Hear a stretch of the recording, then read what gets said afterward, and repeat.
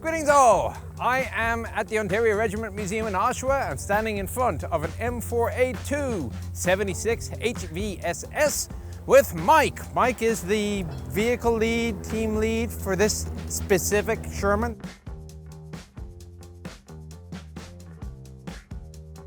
You got two of them here, Bart and Billy. Who named them? Actually, the Bart is actually named after a character that was a member here years ago. His name was Bart, and so kind of in honor of him, they named this tank Bart. Billy is named after, because that tank belongs to Al Duffy, is named after his grandfather. So how much fun do you have actually maintaining a 70-year-old vehicle? It's a love-hate relationship.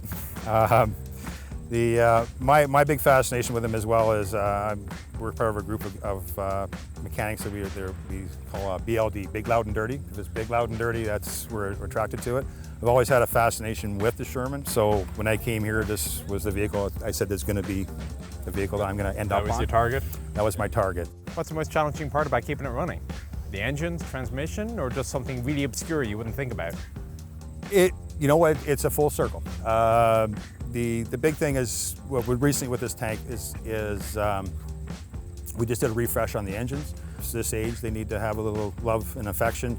Our big concern this year over the winter was being a two-stroke diesel, they can't aspirate themselves, so they have to have a blower on them, which looks like a supercharger on a muscle car.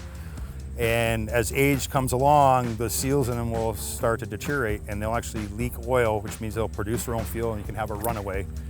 And which is a terrifying thing, where you start the engine and it'll go 1,000,000 RPM for about a minute, and then it'll be all over.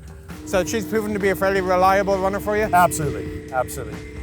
The one thing about this, these tanks in particular is, when they went into the Canadian military as trainers, that's exactly what they were. So right up, until the early 70s, then they went to the reserve force. You had like 16, 17-year-old kids that didn't know how to drive a standard, learn how to drive on this tank. And this is still the original tranny in this tank. They built them like iron horses.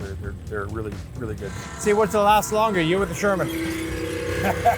That's a loaded question. But this Sherman will be around for quite a while. Much appreciated. This was Mike and Bart. Take care.